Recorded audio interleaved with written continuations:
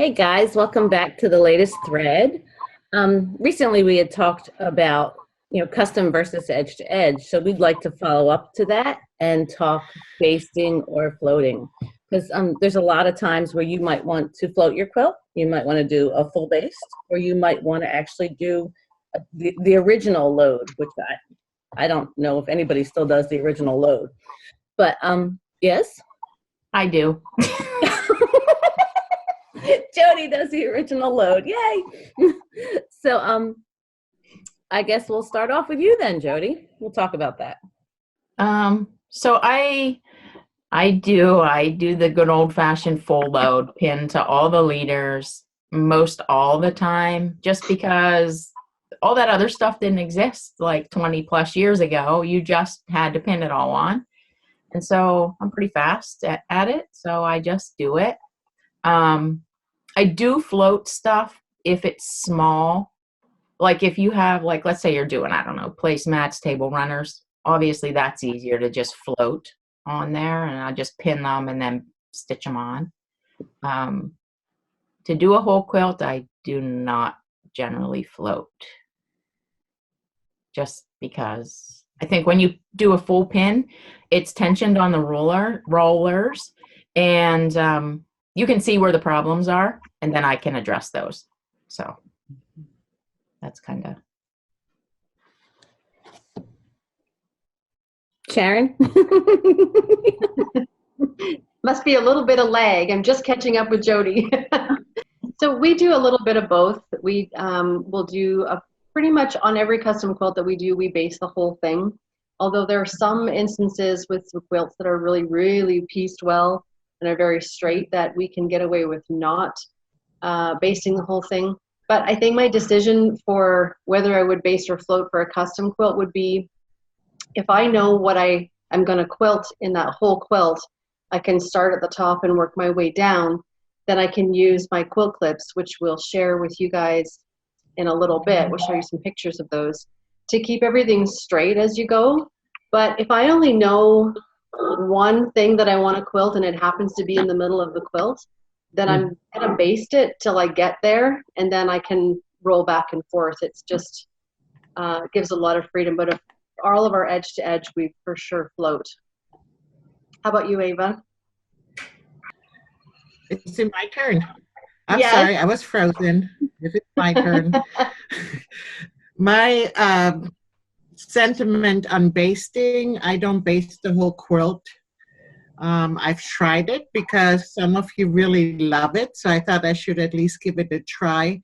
But to me, I didn't feel I had more control over moving across the quilt. My preferred method, if there's blocks on the quilt, is to do a lot of the ditch work and therefore stabilize. Or if it's an applique quilt, I will outline all the applique quilts shapes on the quilt first, and therefore that's my way of stabilizing. So I guess it's my turn. I'm the baster of the group. Yeah, I used to do the full loads, and even then, as I was getting to the bottom, I'd have extra wonkies, so I stopped doing it that way. And then I tried the floating method, and that made my life crazy because I was just pushing and pushing and pushing, and my bottoms were cramped. So then I went and decided I was going to do full bastes, and I have full basted ever since. It gives me total control, and I do get a lot of wonky quilts. So when I'm basting, it's easier for me to work in the wonkies or extra baste where I'm going to need more detail.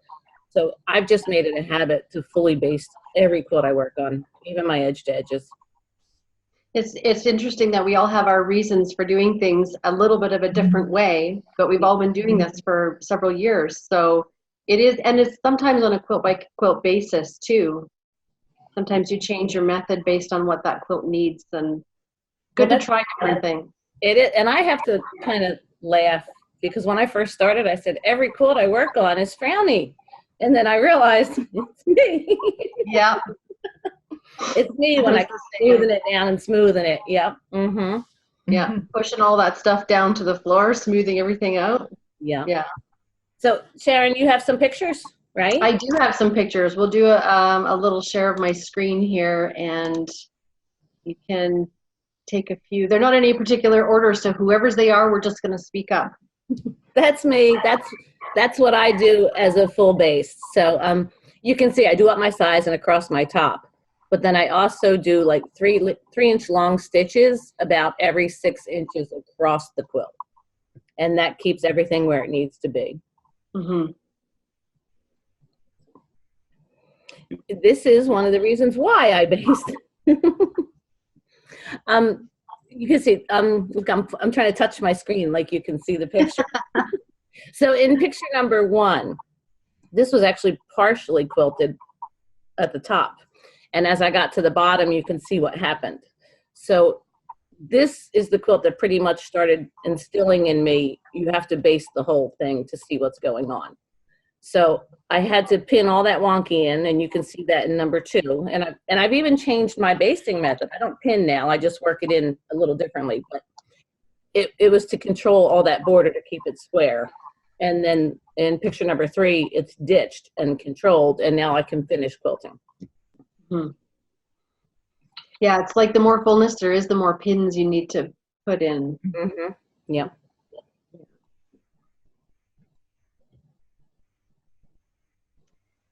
So here's a picture of an example of floating a quilt with the quilt clips across the front. And, you know, I used to use just my pins, you know, the ones that we load to the leaders with. I just used to use my pins and go across the belly bar and put some pins in. And then every time I would advance, I'd take them out, put them back in. But they don't put an even tension across the belly bar unless you put them end to end, and then you're just pinning and pinning for days. And then what if you forget to take a pin out and sew over top of one of them, right? And you also ruin all the front of your shirts.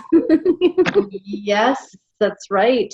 So these put a nice even tension across the whole belly bar, and they're so fast to put on. Yeah.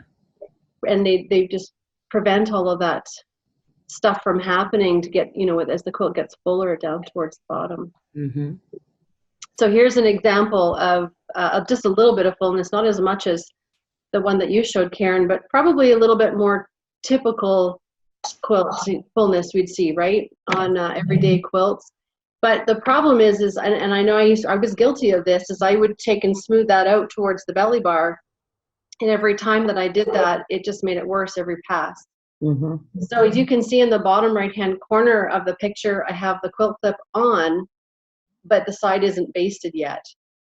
And so what I'll do, this is the opposite side of the quilt, but same idea, is put the quilt clip on after the quilt is nice and straight, and then baste away from the belly bar towards the pickup bar. And that little tiny bit of fullness in there, you can see that means I have to deal with it right there. So it's not gonna run away. And escalate. And yeah, and get worse towards the bottom. Yeah. So this is the opposite scenario where we have the fullness on the inside of the quilt versus the outside of the quilt. Mm-hmm. And Thanks. you can, yeah, you can still use those quilt clips to fix that. So here's another example. Just put the quilt clips on the outside edge and allow this to float freely in here. Because when the quilting happens in this area, it's going to shrink up. So I think that's all I have for pictures. Okay. Yes, of that one. So Jody, you don't have this problem at all because you don't really do a lot of client quilts, right? Anymore? No, not right now. I'm not. But no, and I used to use, I was thinking about it when Sharon showed her quilt clips. I used to use the magnets. Mm-hmm. And gosh, they work good, but they are super dangerous because they're so magnetic that if you have your finger near the edge, it will like just pinch your finger. It will bleed. And the blood bruises. Yeah. Yeah. Yeah. And I don't do all that fixing, I guess. Even, in a customer quilt, I will take in, like I'll go up the sides away from me and suck in that extra. Mm-hmm. as much as I can, but I just don't do all that work because I feel like I'd have to charge for it. And knowing my clients, the majority of them are not going to want to pay for that.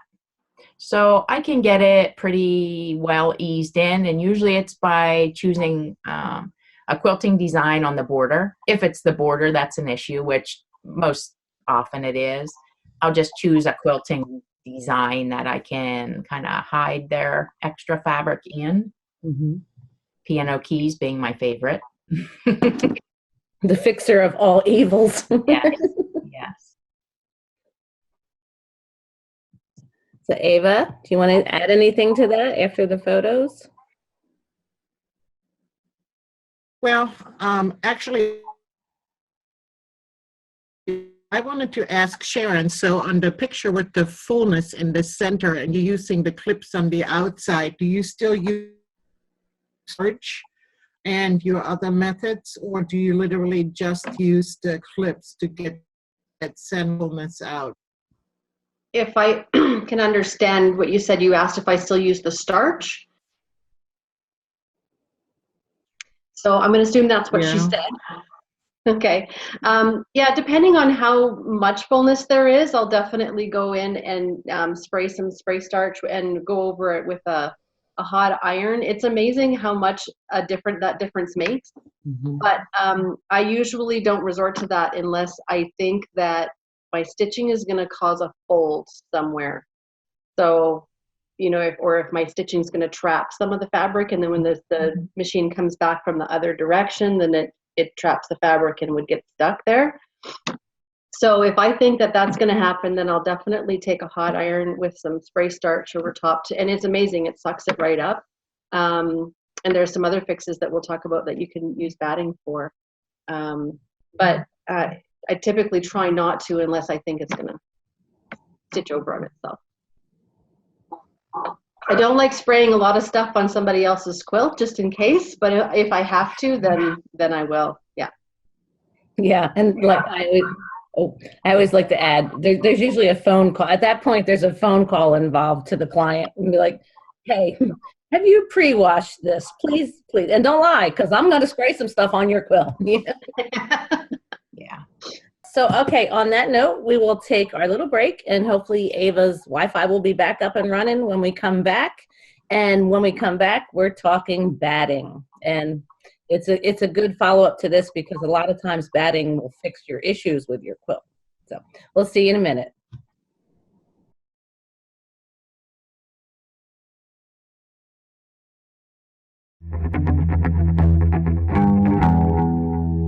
Hi everyone, my name is Sharon Blackmore, and I'm here today to tell you about the Coast Regulate on your Gamma quilting machine. I'm going to tell you how it works as I stitch, so this will be really fun to watch. Right now, my machine is in regulated mode. So we know that regulated mode regulates the stitches per inch based on what we tell it we want it to stitch. So if I stitch faster or slower, it's going to constantly stitch a determined preset number of stitches per inch. What Coast Regulate does, it is a bit of a hybrid between the regulated mode and the constant mode, and constant is where there's no regulator at all. And so this gives us the ability to make some big swooshy fun movements, as well as do some smaller stitching in the same pass. Here we go. So I'm going to do some larger movements, and our regulator is determining our stitches per inch here. But what if I decide to do something smaller? Now my regulator has turned off. You can hear the machine is a little bit quieter, and I'm able to get a nice high number of stitches per inch to make very smooth pebbles, nice tight clean arcs. And then I can also pick back up to do larger movements, and my regulator then kicks right back in. So this should be fun for you to experiment with at home and see what mode you like the best. Welcome back. Ava's here. She's in a different area, so hopefully she's got some better Wi-Fi, and our meeting will go a little smoother. So now we're talking batting, and that we're going to start out with a couple pictures, and then we'll just elaborate from there on, you know, what our go-to is for certain battings and how they can help out with certain issues on quilts. So throw it over to you, Sharon. Okay. This is just, the Hobbs pamphlet with all the different battings. And you can usually pick that up at a show, or if you call them, they might send it to you. But it gives you a good feel of the different battings. So you can check them I think out. it's always good, you know, if any batting companies, if they have those cards available, I have a whole stack of them, because it is nice, I think, to feel it. You know, you can look at it and it'll say, you know, the loft is whatever. But for me anyways, unless I actually can feel it, and I like to pull on it to make sure it's not stretchy, I think those are a great thing to have. Also, if you quilt for other people and you try to educate them about battings, you know, because they don't necessarily realize what an impact the batting can have of the final result, then you have a reference. You know, like you said, you can feel it. Whether or not you use the same brand of batting than what's on this chart, but it still gives them a general idea. I think it's helpful for them as well. Yeah. So how many different battings do you keep on the roll at home then for your clients? I keep two. Oh. I have 5 different ones. And they are? Oh. Well, I have a cotton batting because there's some that are, you know, want just the straight cotton, as well as the blend, the cotton poly blend. And then I also have the cotton wool blend. I have the wool, and well, I actually have more than 5. I have the poly down, and I have the white, the bright, what is it? Soft Not and bright. soft and bright. Thank you. And then I have small bolts of bamboo and silk. Just, I like the small bolts just for me to try out different batting for, you know, different type of small quilt I'm making, just so I know how some of those battings work, and I can pass that information on, whether it's to customers or students. Yeah. What do you keep in stock, Sharon? 80/20 and 100% wool. Pretty much exclusively those two. And some of our clients will bring us batting that they want us to use, and that's fine too. And I was going to ask what you guys thought of, do you keep black batting, Ava? I do not. Because, I mean, maybe I use it once or twice a year. I wouldn't think it would be worth keeping a whole bolt of it, where they can get it from the local quilt shop.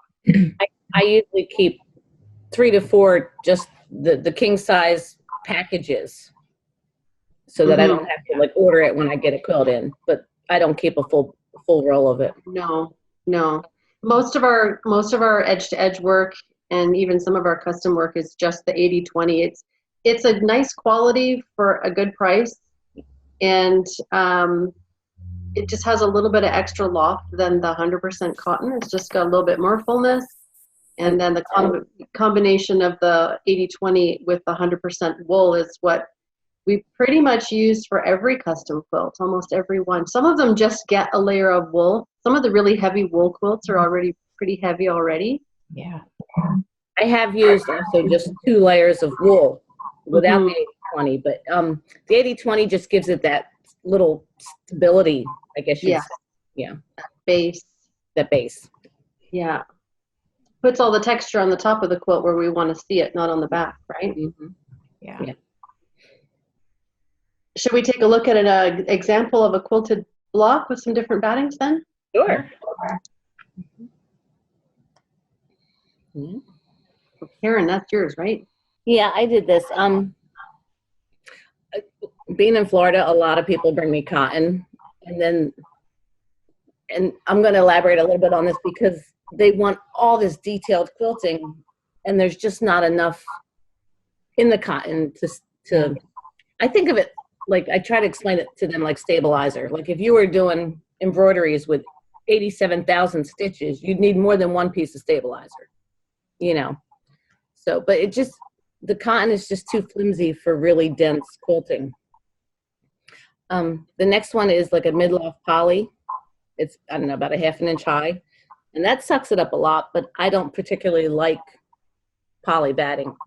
So, and then 80/20 does its job. Like you said, it just one layer of 80/20 is a really good, it sucks up enough, it's stable, it washes well. And then the last one is the 80/20 topped with wool, which that's my favorite combination because you just see that detail on those stitch lines. Yeah. It does make a big difference to use two, Yeah. for sure. Mm-hmm. For me, I like to do on my own quilts. I use 2 layers sometimes, but you know, and in the past I did this. I used the 80/20 and the wool because I wanted that, like, you know, you can get the faux trapunto look that way. But now that I make a lot of modern quilts, I don't want that look. But because I do a lot of lines, if you've ever quilted a quilt with a bunch of straight lines, they can get like, I don't know what you want to call it, like ripply. Because if your batting doesn't have enough poof in there, then they're kind of empty, I guess is what it is. So I use cotton or something dense on the bottom, and then I put a layer of, what did you just say, Thermore? Thermore. If you've ever used that, it's meant for clothing because it's very, very thin poly. And then I put that on the top.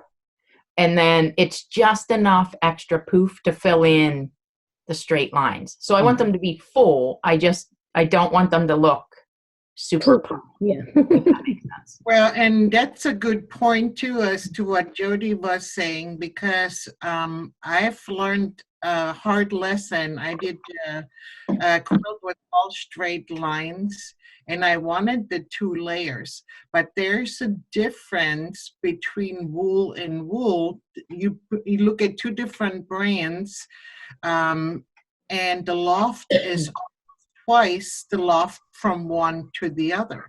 And so I used the loftier one for my straight line quilting.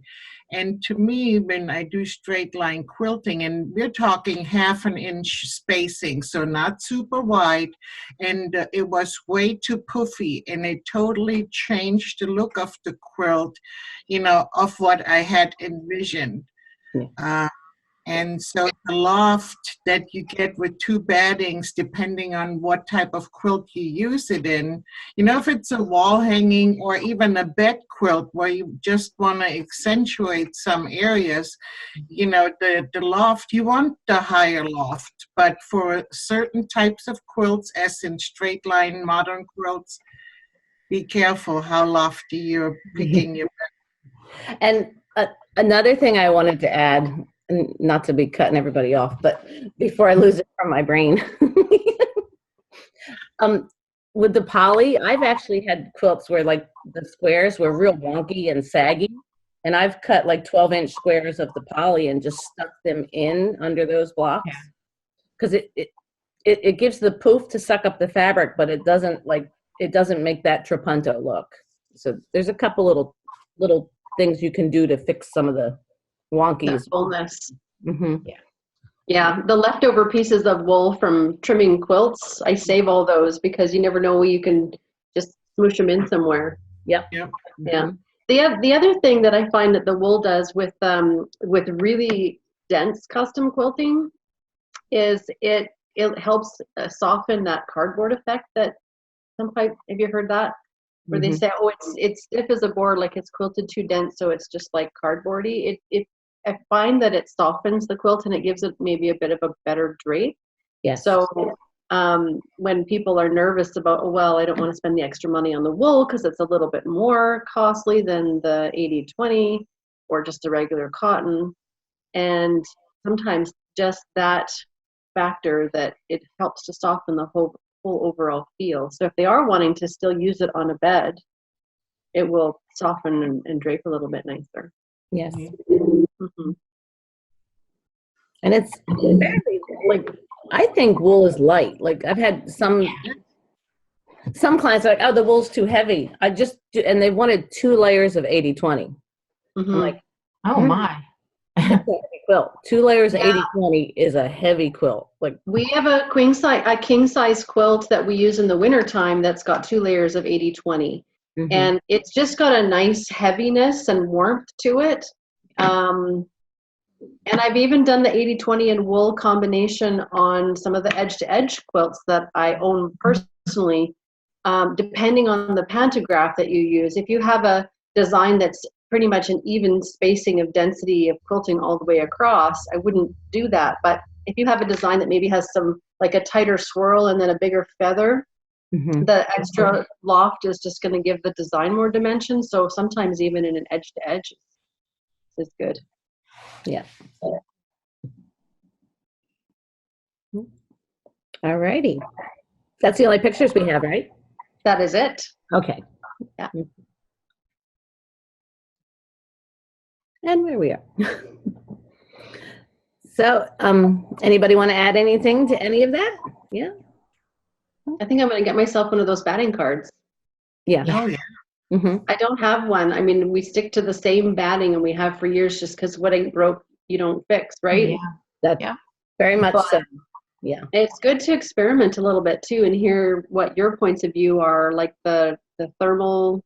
I've never used that. Thermoir.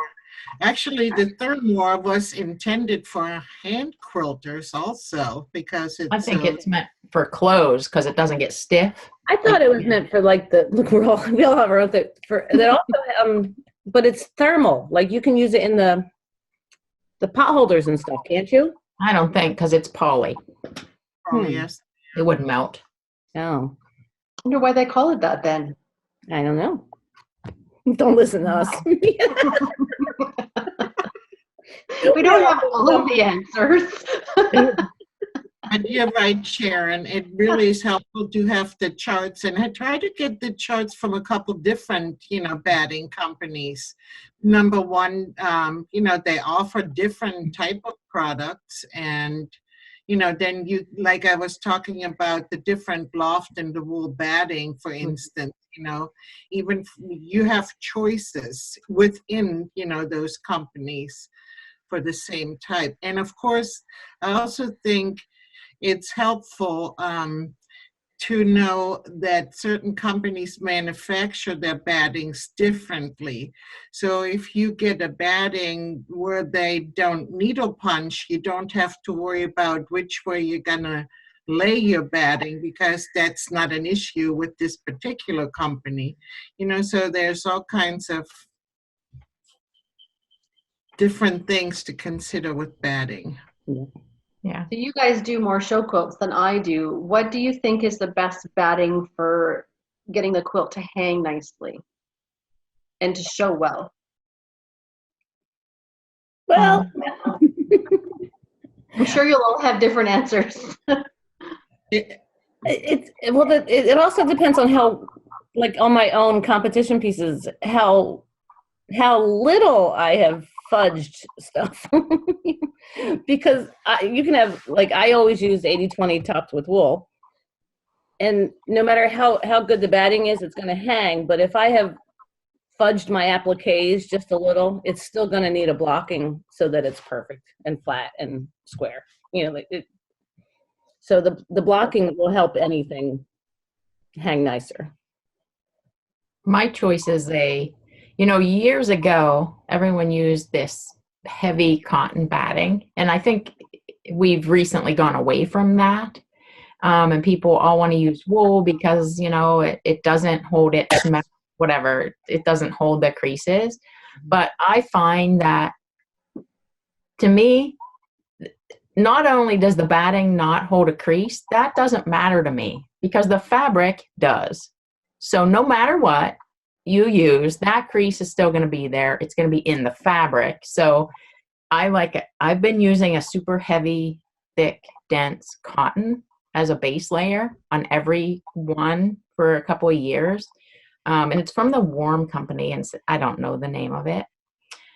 Because now it's heavy. So when it hangs, its own weight pulls the stuff out. So I mean, and I can fold them up and put them away. You bring them out and hang them up, and those wrinkles are gone really quick. So I like the heavy one myself.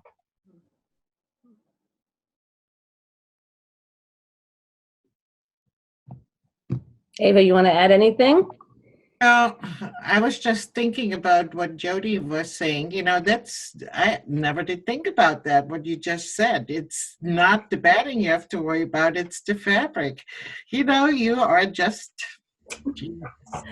But what she just said is true, because if you've ever been not at a quilt show and your friends are, and everybody's sending you pictures of your quilts, that first day you're like, oh, look at those creases. And on day 3, when somebody sends you, you're like, oh, it looks a lot better, because like its own weight is helping to pull the wrinkles out. So yeah, very good point, Jody. Right, but the batting does make a difference, and I do like to have wool in there with the firmer base. I've tried different things to put on as the base layer, but it really all depends, again, what we already talked about, what style of quilt it is. I think you have to modify based on what type of quilt you're making. For instance, if it's a traditional quilt and I have a lot of feathers, I may choose a different combination because I want those plumes to stand out. Whereas if it's what Jody has in her background quilt, a lot of straight lines, I want that to be crisp. So I'm not going to choose the same combination. So my point being, it's not black and white. There's a lot of variables. Yeah. Mm-hmm. Okay, well, that kind of wraps up this episode. We talked about floating versus basting and a bunch of different batting topics. So we hope to see you again next time. Don't forget, in all the groups, tag the latest thread, and we'll be happy to respond to any of your comments. So take care. See you next time. Bye. Bye.